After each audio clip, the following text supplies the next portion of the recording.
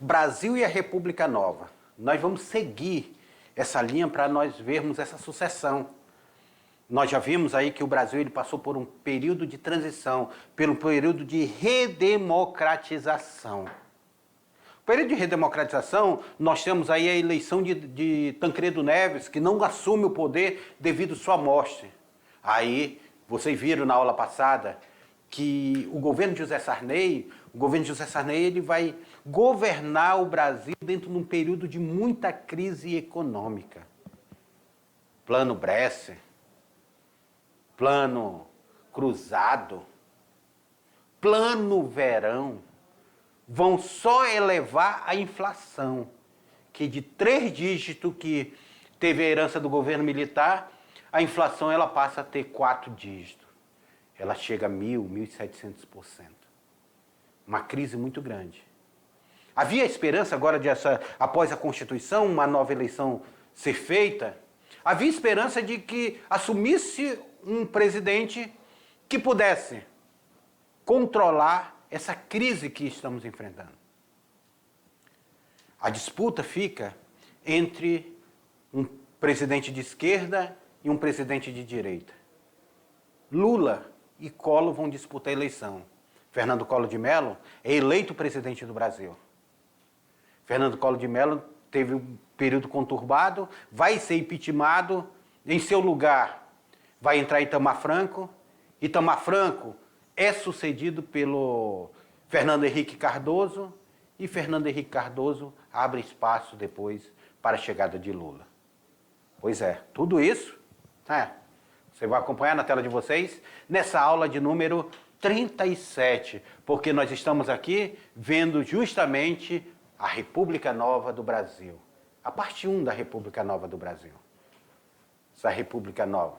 Vamos colocar aqui uma canetinha, uma caneta, porque nós tivemos um pré-requisito para essa aula. TV Cultura assistiu o documentário sobre Fernando Collor, no YouTube aí. E nós temos aí essa República Nova, o Brasil nessa República Nova. Os presidentes do Brasil que vão se apresentar: José Sarney, Fernando Collor. Fernando Collor vai ser cassado. Aqui no meio dele aqui vai entrar o Itamar Franco. O Itamar Franco depois é sucedido pelo Fernando Henrique. Depois vem o Lula. Lula, 2 mandatos, passa a bola para Dilma. Dilma vai ficar primeiro, vai ser reeleita, só que vai ser impeachmentada e entra Michel Temer. Michel Temer termina o seu governo e nós temos o governo atual que está aí. Então, essa nova república é justamente o período imediato posterior ao regime militar. Aflora de todos os setores da sociedade brasileira o desejo de iniciar uma nova fase de governo republicano no país, com eleições diretas, além de uma nova Constituição que contemplasse as aspirações de todos os cidadãos. Pode-se denominar tal período também como Sexta República Brasileira. Sexta República Brasileira. Por que Sexta República Brasileira, professor? Porque o texto trabalhou essa questão da Sexta República Brasileira. Porque nós estamos na nossa sexta Constituição republicana. É a 7ª Constituição do Brasil, mas a sexta Constituição republicana. Então, aqui nós estamos nessa nova república. Nós temos nessa nova república. Tá? O Brasil se reconstituindo. Esses novos presidentes assumindo o poder. Olha aí na tela para vocês. Olha aí na tela para vocês. Essa sexta república que o Brasil vai aparecer. Vai aparecer. Então, nós temos aqui essa eleição direta aparecendo, essa nova Constituição. Aí abre espaço para esse processo democrático, que vão escolher esses presidentes. Aqui atrás de mim, alguns desses presidentes. Aqui, ó, José Sarney. José Sarney, que foi esse primeiro presidente da redemocratização, que assume no lugar do Tancredo Neves, que vai falecer. Depois de José Sarney, nós tivemos Fernando Collor de Mello, que vai ser impeachmentado, quem vai entrar no lugar dele vai ser esse aqui, o Itamar Franco. Falo para vocês. Itamar Franco tem uma coisa curiosa que daqui a pouquinho eu vou falar com vocês. Depois da saída do Itamar Franco, o sociólogo Fernando Henrique Cardoso entra para governar o Brasil. Fernando Henrique é substituído por Luiz Inácio Lula da Silva. Então, é um período de transição que o Brasil está passando, certo? Na tela para vocês, porque agora nós vamos ver o governo, primeiro governo eleito desse processo de redemocratização do Brasil, dessa nova república, dessa sexta república. Nós temos ele, Fernando Collor de Mello. Olha a manchete da Veja. Quem era Fernando Collor de Mello? Quem era Fernando Collor de Mello? A mídia lança ele como o caçador de marajás. Olha essa capa da revista Veja da época. O caçador de marajás.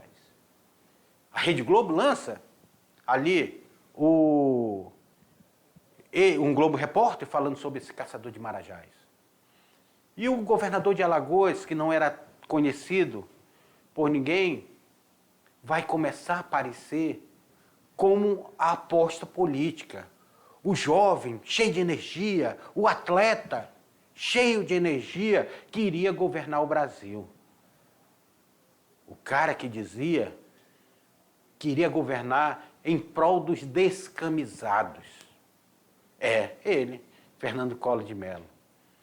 Então, por ser um político jovem, vindo do Nordeste, acreditava-se que Fernando Collor de Mello poderia fazer todo um processo de diferença. Até porque ele vai ser o primeiro presidente eleito diretamente após a ditadura militar. É ele que fica com essa responsabilidade de ser o primeiro presidente eleito. Vamos entender se deu certo ou não deu certo esse governo do Fernando Collor de Mello? Vamos fazer uma análise aqui, rapidão, na tela para vocês. Eleições de 1989. Collor destacou-se como um discurso contra a corrupção, vulgarizando o termo marajá. Vou caçar os marajás, aqueles servidores de alto salário. Então tinha toda essa questão. Pior que não caçou nenhum marajá, continuaram recebendo os salários que recebiam. Além de prometer governar para os descamisados. A disputa do segundo turno das eleições foi bastante acirrada. Collor recebeu 35 milhões de votos. Lula, que era o seu adversário, recebeu 31 milhões de votos. Isso daí no segundo turno, tá? Esse segundo turno. No primeiro turno tinham vários candidatos. Tinha o Afif Domingos, tinha o Collor, tinha o Lula, tinha Ulisses Guimarães, tinha Leonel Brizola, tinha o Enéas. Foi uma disputa que foram vários candidatos aí no primeiro turno, mas no segundo turno ficou entre Collor e Lula. Collor assumiu a presidência do país em 15 de março de 1990. Representava um novo começo para o Brasil. Seu governo herdou um alto índice inflacionário. Lembra que a inflação estava em 1.764%? Vindo do governo de José Sarney. Então, o Collor ele herda esse índice inflacionário. A política econômica de Collor foi do cunho neoliberal. Nós vamos entender também o que é essa política econômica. E pretendia adotar a mínima intervenção do Estado nesse plano. O primeiro pacote econômico desse governo foi chamado de Plano Collor. Foi elaborado pelo então presidente e pela ministra da Fazenda. Sabe quem era a ministra da Fazenda? Zélia Cardoso de Mello. Não sei se vocês lembram da Zélia Cardoso, mas para ficar o melhor entendimento, ela era casada, ela foi casada depois com um grande humorista do Brasil, com Chico Anísio. Ela foi casada com Chico Anísio, Zélia Cardoso de Mello. E ela foi ministra do governo Collor. Só que ela vai passar por um período de ser odiada devido às políticas econômicas adotadas por ela. Por quê? Esse plano Collor, que foi adotado, olha o que trazia no pacote desse plano Collor. Primeiramente, o congelamento dos preços e o aumento das taxas de juros. Era a primeira medida. As taxas de juros aumentaram. Os preços foram congelados. Corte nas despesas públicas. Daí é algo positivo. Elevação dos impostos, aí já começa a complicar. E demissão de funcionários públicos. Aqui foram as demissões voluntárias de funcionário público. O enxugamento da máquina, vários funcionários públicos de carreira sendo demitidos. Privatizações das empresas estatais. Isso daqui é bem característico do neoliberalismo. Usinas siderúrgicas de Minas Gerais foi privatizada. Lembra que Getúlio Vargas tinha criado a Siderurgia Nacional? Pois é, Fernando Collor de Mello vai privatizar a Siderurgia Nacional. Facilitou a entrada de mercadoria estrangeira com a redução dos impostos. E, dentre outras medidas mais polêmicas que afetaram sobretudo a classe média, gente, bloqueou da retirada do depósito bancário superiores a 50 mil cruzados novos. Imagine vocês, Collor de Mello, imagine vocês, está no governo que vai tomar medidas econômicas. A indústria nacional começou a não gostar do Collor com essa medida dele de incentivar os produtos estrangeiros a entrar no Brasil, carros importados e tudo. Isso iria quebrar a economia nacional, porque as montadoras que estavam aqui iriam se quebrar com esses carros importados entrando. Foi um período de entrar muito carro importado, motos importadas, objetos importados aqui no Brasil. Agora, a questão mais polêmica dele foi confiscar a poupança do brasileiro. Imaginem vocês, você tem dinheiro guardado para comprar uma casa e ele vai lá e confisca esse dinheiro. Disse, não, você não vai sacar o seu dinheiro não. Esse dinheiro agora vai ficar sob custódia do governo. Um dinheiro que era seu. Foi o maior confisco da história do Brasil. As pessoas depois, quando foram pegar o dinheiro que era para comprar uma casa, mal dava para fazer o muro do terreno. Esse dinheiro desvalorizou, a inflação lá em cima, então esse dinheiro confiscado ele vai ser desvalorizado. O Collor, muitas pessoas cometeram suicídio, muitas empresas quebraram, pequenas empresas que tinham aquele dinheiro como capital de giro quebraram. Essa foi a medida dele, uma medida muito polêmica. E com isso ele começou a entrar em descrédito pela população brasileira. Vamos entender melhor dos planos adotados por Collor. Na tela para vocês. Vem o plano Collor 2. Possuía caráter similar ao pacote anterior, para combater a inflação que voltava a crescer. Redução de 10% das despesas estatais. Muito bem, redução das despesas.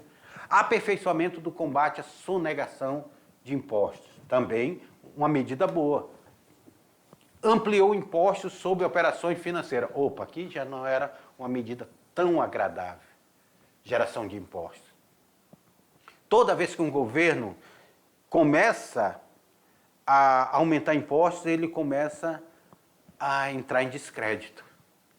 E criou o Fundo de Desenvolvimento Social, FDS, Fundo de Desenvolvimento Social. Plano Collor 2 também fracassou. Esse segundo plano Collor fracassou.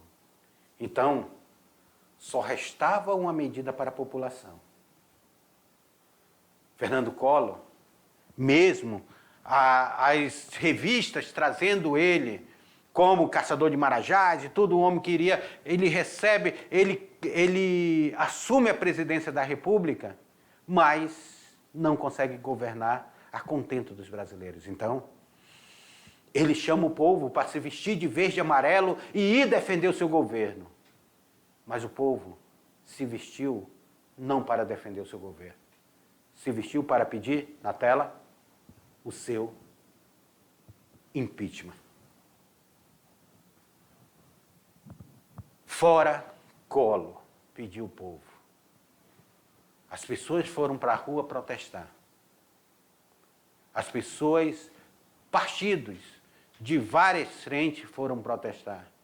O escândalo que estourou naquela época, foi um escândalo que balançou o seu governo. Foi cercado de escândalo de corrupção o seu governo. Durante a campanha eleitoral, Collor argumentava que Lula confiscaria o dinheiro do povo. Mas, na prática, foi ele que confiscou o dinheiro. Dizia, esse comunista, chamava Lula na época de comunista, vai confiscar o dinheiro de vocês, o dinheiro da poupança. Engraçado. Já era o plano dele quando entrasse no governo. Ele foi que confiscou o dinheiro da poupança. Collor lançou uma medida confiscando o depósito em conta bancária acima de 50 mil cruzeiros. Muitas pessoas e empresas faliram naquele momento. E a reprovação do governo do presidente começou a aparecer. A mal planejada abertura econômica, marcada por privatizações de empresas estatais e leilões de bens públicos, teve reflexo também na vida da população por conta da inflação. Toda vez que se privatiza algo, a população paga mais cara. E por pagar mais cara, a população não perdoa, ela vai para a rua, ela pediu fora Collor. Ela vai em protesto. E aqueles apoiadores que ele chamou para a rua foram pessoas que se pintaram a cara, ali surge o movimento Cara Pintada, pintaram a cara de verde e amarelo e foram protestar. E com isso, o governo de Fernando Collor de Mello, a cada dia mais, enfrentando uma forte oposição. Se não bastasse, a porrada veio de dentro do seio familiar dele. Pedro Collor de Mello, que era seu irmão, vai ser a pessoa que vai fazer a denúncia contra ele. O seu próprio irmão. Na tela para vocês. Estourou o pior escândalo envolvendo diretamente o presidente. O irmão de Fernando Collor, Pedro Collor, denunciou e comprovou um esquema de corrupção envolvendo o presidente do Brasil. Tinha participação fundamental do tesoureiro da campanha do Fernando Collor. Quem era? Paulo César Farias, mais conhecido como PC Farias. O episódio ficou conhecido como Esquema PC. Pedro Collor incendiou mais o Brasil.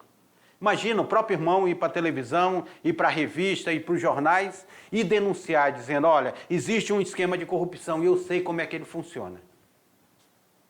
E Pedro Collor entregou de bandeja o esquema de corrupção que o Collor estava, juntamente com o PC Farias, ele estava gerenciando. O PC Farias era quem gerenciava. E diga-se de passagem, PC Farias depois foi morto misteriosamente no quarto ali de hotel, acham-se que foi queima de arquivo, até hoje não se sabe muito bem o que foi a morte do PC Farias, que disse que a mulher matou ele, se matou, mas ficou muito mal explicado.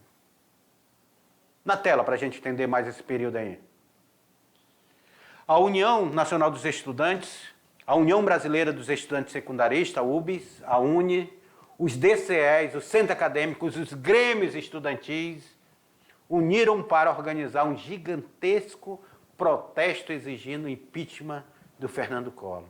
Saíram às ruas os caras pintadas de verde e amarelo pedindo fora Collor. O ano era 1992. Aí vai para o Congresso. Chegando lá no Congresso, nós temos a Câmara analisando esse impeachment.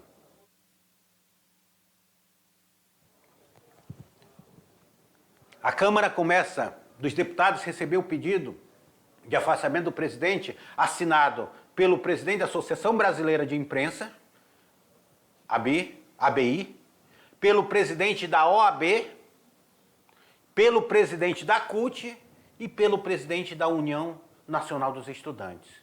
Iniciou, então, uma CPI para apurar os acontecimentos. Então, Geralmente, quando se tem algum desmando, inicia-se uma CPI, a CPI ela começa a apurar esses acontecimentos. Será que foi verdade? Será que não foi? Hoje o Brasil passa recentemente por uma CPI, que está apurando a questão da vacina, né? Foi aprovado tendo 441 votos favoráveis e apenas 38 contrários. Mesmo renunciando, o presidente foi cassado. Ele renunciou antes de chegar no Senado, mas mesmo assim cassaram o mandato de Collor. Cassaram o mandato de Collor. Detalhe, depois ele ganhou judicialmente, mas ele já tinha sido cassado. Mas ganha judicialmente essa cassação no judiciário. E aí, saiu o Collor. Quem vai ficar no lugar do Collor? Quem era seu vice? Ah, o vice dele era um cara do PMDB que tinha se candidatado com o vice dele. Sabe de quem nós estamos falando? Na tela para vocês. Dele, Itamar Franco. Itamar Franco, então, o velhinho do topete, olha aí, velhinho do topete aí, Itamar Franco. O Itamar Franco, ele assume a presidência da República. E o engraçado, o Itamar Franco, mineiro, político, tranquilo, vai fazer um governo dentro de uma tranquilidade, dentro de uma normalidade. E tem uma coisa interessante do Itamar Franco, que a gente já vai falar para vocês. Tornou-se vice-presidente da República durante a gestão do Fernando Collor de Mello, em razão do impeachment de Collor, em decorrência do causa corrupção no qual havia sido envolvido. Itamar Franco assumiu a presidência em 29 de dezembro de 1992, efetivando-se empossado em janeiro de 93. Itamar Franco fez pacto de governabilidade entre os mais diversos partidos políticos. Aí entrou o PMDB, entrou o PSDB, a busca, a superação da crise política do Brasil. Em 1993, realizou-se um plebiscito que definiu a forma do sistema de governo. Pessoal, em 1993, nós tivemos um novo plebiscito. Nós tivemos um plebiscito em 1963, que foi puxado por João Goulart. 30 anos depois, em 1993, nós temos novamente um plebiscito, que era para escolher a forma de governo. Você queria o quê? Monarquia? Você queria que o Brasil fosse uma república? Você queria um parlamentarismo? Ou você queria o presidencialismo? Qual era a forma de governo que iria? O brasileiro foi para a rua escolher a forma de governo. E Itamar Franco, o homenzinho do topete, né, Sam? Aí, ó, ele era caracterizado por esse topete. Ele discursa assumindo a presidência do Brasil. Esse político vai fazer uma articulação de governabilidade para acalmar os ânimos que tinham saído do Fernando Collor de Mello, acalma-se os ânimos e começa a presidir o Brasil. E joga um plebiscito, olha, vocês querem o quê? O brasileiro escolheu novamente, assim mesmo como tinha escolhido em 63, o brasileiro ele vai escolher novamente o presidencialismo. E o Brasil continuou sendo presidencialista. Itamar Franco. Tem uma coisa curiosa. Quando eu pergunto para vocês, hoje a nossa moeda se chama real. Mas quem criou o real? Quem foi o presidente que criou o real? Pergunta do pai de vocês, faz essa pegadinha com o pai de vocês depois. Quem foi o presidente que criou o real? O pai de vocês provavelmente vai falar que foi Fernando Henrique Cardoso, mas não. O presidente que criou o real foi Itamar Franco. Fernando Henrique Cardoso era apenas ministro da Economia do Itamar Franco. Só que, como teve uma articulação política para a eleição do Fernando Henrique Cardoso, eles jogaram no colo do Fernando Henrique Cardoso o Plano Real. Mas esse foi o presidente que criou o Plano Real. Na tela para vocês. Com o objetivo de sanar esse problema econômico, foi elaborado o Plano Real. Esse plano econômico, que passou a vigorar de junho de 1994, adotou uma moeda chamada real, equiparado ao dólar estadunidense. Tá? Um real valia $1. Então, foi equiparado, o real e o dólar. Propôs a redução, então, do gasto público e a realização das privatizações de grandes empresas públicas, como a Açominas, a Companhia Siderúrgica Nacional, a Companhia Siderúrgica Paulista. Meus alunos, Itamar Franco deu continuidade também a essa política neoliberal do Fernando Collor de Mello. Continuou o processo de privatização. Continua o processo de privatização. Era o neoliberalismo. Lembrando que nós estávamos também refém do Fundo Monetário Internacional, que ditava algumas regras aqui dentro do Brasil. E ele continua esse processo de privatização. Aí nós vamos ter esse processo de privatização, o forte acontecendo no Brasil, o Itamar Franco, na tela para vocês. Olha lá. Nós temos aí o governo de Itamar Franco, teve o caso de corrupção de 22 deputados federais que desviaram mais de 100 milhões de dólares do orçamento do país. Apenas 6 desses deputados tiveram um mandato cassado. Esse caso ficou conhecido, sabe como? Fizeram um apelido pejorativo, porque os deputados eles tinham baixa estatura, aí disseram que esse escândalo se chamou Escândalo dos Anões do Orçamento. Escândalo dos Anões do Orçamento. Aí foi um grande escândalo do governo dele, nesse período aí. Mas Itamar Franco, a gente fazendo uma análise aqui do governo Itamar Franco, nós podemos dizer que o Itamar Franco, ele termina o governo de uma aceitação muito grande. Ele termina o governo dentro da tranquilidade. É no governo dele que consegue se dar um controle à inflação do Brasil naquele momento. O Brasil ele consegue abarrar toda aquela crise que estava vindo forte ainda lá da redemocratização. Então, a aceitação dele boa, o Plano Real no agrado do brasileiro, ele coloca a mão em Fernando Henrique Cardoso e diz: você será meu sucessor. Sabe por quê? Porque é ele que cria o Plano Real. Olha aí, ó. É ele, na tela para vocês. É o Itamar Franco que cria o Plano Real. Ele vai criar esse Plano Real aí, ó. Olha aí, ó. A comemoração do governo dele criando o real. Cédulas de R$1, cédula de R$10 sendo criada aí. Então, nós temos aí esse governo do Itamar Franco aí criando essa cédula do real. E esse real que é criado, ele vai dar uma estabilidade econômica. O Plano Real vai ser esse programa brasileiro de estabilização econômica que promoveu o fim da inflação elevada no Brasil. Situação já durava aproximadamente 30 anos. O plano passou por 3 fases, o Plano Real. O plano em si, antes da criação da moeda real, existiu o Plano Real. Passou por 3 fases. A primeira fase foi o Programa de Ação Imediata. Depois nós tivemos a criação da URV, Unidade Real de Valor. E a implantação de uma nova moeda que era o real. Unidade Real de Valor e a implantação de nova moeda. Essas 3 fases aí do Plano Real. Nesse programa aí, tivemos ainda o PAI, Programa de Ação Imediata.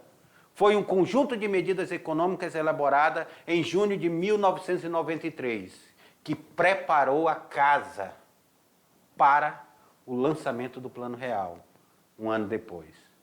Nessa época, o presidente era Itamar Franco, sendo que o Fernando Henrique Cardoso era o ministro da Fazenda dele. Esse programa, O Programa de Ação Imediata apontou as seguintes necessidades: corte dos gastos públicos, recuperação da receita através do combate à evasão fiscal, inclusive das grandes empresas, austeridade no relacionamento com estados e municípios e ajuste nos bancos estatais. Então, essas aqui foram algumas medidas do Itamar Franco dentro desse contexto da criação do Plano Real. É criado o Plano Real. Tem essas etapas do Plano Real, a estruturação, a URV, a própria moeda que vai ser criada. A gente já viu uma mudança. O brasileiro andava com a calculadora. Ei, eu tenho aqui quantos vai valer o Plano Real? E o Plano Real, R$1 valia $1. Foi equiparado ao dólar. Hoje não, né? Hoje $1 vale R$5, se eu não me engano, R$5 e pouco. Tá a diferença. Mas naquele momento, o real tinha esse valor. Eu lembro que o salário mínimo estava sendo definido, saía de 68 URV, 82 URV, R$82 o salário mínimo, que era equiparado a $80. O sonho do brasileiro seria chegar o salário mínimo naquele momento a $100, que era o sonho do brasileiro. Depois nós chegamos, ultrapassamos, aí vão ser nos governos posteriores do Fernando Henrique Cardoso. Mas essa é a estrutura. O Plano Real sendo criado, sendo estruturado. Não esqueça, o Plano Real foi criado no governo do Itamar Franco e não do Fernando Henrique Cardoso, como muitos pensam. Fernando Henrique Cardoso era um ministro da Economia do Itamar Franco e ele vai se afastar. Antes da criação, inclusive, o nome dele saiu na cédula de forma só de articulação política, porque ele já estava afastado, porque ele já era pré-candidato à presidência da República. Na tela para vocês. Redefinição da função de bancos federais, buscando o enxugamento da estrutura e punir a irregularidade através da lei do colarinho branco. Privatizações de empresas dos setores siderúrgicos, petroquímicos e fertilizantes. Olha a característica disso aí. Aí nós temos aí a segunda etapa do plano, a criação da URV. Ocorreu em 27 de maio de 1994. No dia 30 de junho de 94 foi editado a medida provisória que implementou a nova moeda, que foi o real. Essa era a terceira fase do plano. Todos os programas tinham como base política a política cambial monetária. E aí nós vamos ver que o Plano Real possibilitou a vitória de Fernando Henrique Cardoso nas eleições para a presidência de 1994, sendo reeleito nas eleições seguintes. Após algumas crises internacionais, a política econômica foram revistas e modificadas, mas a estabilidade da moeda permaneceu. Essa é uma pequena história do Brasil, para vocês entenderem até o dinheiro que vocês têm hoje em mãos, em que momento foi criado, por que ele foi criado, de que forma ele foi criado. E o Plano Real ele trouxe, sim, uma estabilidade econômica para o Brasil. Mas, daqui a pouquinho, a gente faz a revisão e a atividade com vocês. Até lá.